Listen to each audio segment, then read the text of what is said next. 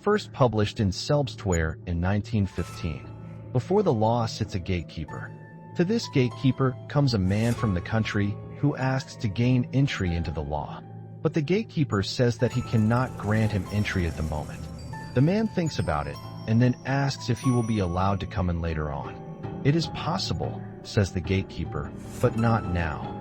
At the moment, the gate to the law stands open, as always, and the gatekeeper walks to the side, so the man bends over in order to see through the gate into the inside. When the gatekeeper notices that, he laughs and says, "If it tempts you so much, try it in spite of my prohibition. But take note, I am powerful, and I am only the most lowly gatekeeper. But from room to room stand gatekeepers, each more powerful than the other. I can't endure even one glimpse of the third." The man from the country has not expected such difficulties. The law should always be accessible for everyone, he thinks.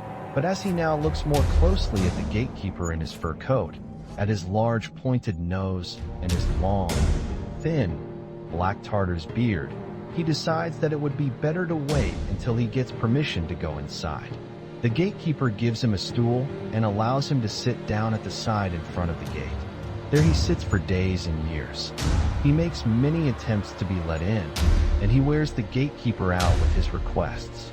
The gatekeeper often interrogates him briefly, questioning him about his homeland and many other things, but they are indifferent questions, the kind great men put, and at the end he always tells him once more that he cannot let him inside yet. The man, who has equipped himself with many things for his journey, spends everything, no matter how valuable, to win over the gatekeeper.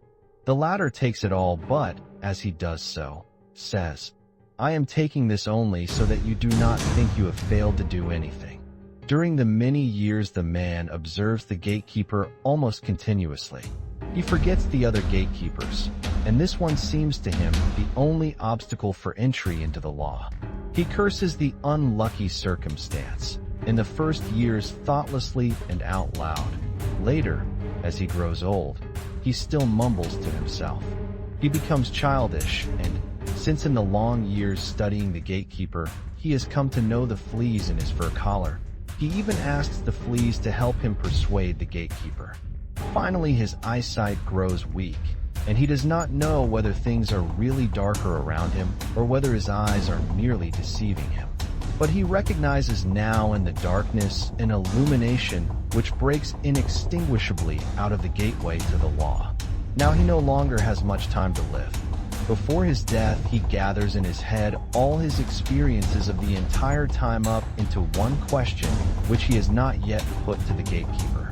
He waves to him, since he can no longer lift up his stiffening body. The gatekeeper has to bend way down to him, for the great difference has changed things to the disadvantage of the man. "What do you still want to know, then?" asks the gatekeeper. "You are insatiable. Everyone strives after the law," says the man. "So how is that in these many years no one except me has requested entry?" The gatekeeper sees that the man is already dying, and, in order to reach his diminishing sense of hearing, he shouts at him, "Here no one else can gain entry, since this entrance was assigned only to you.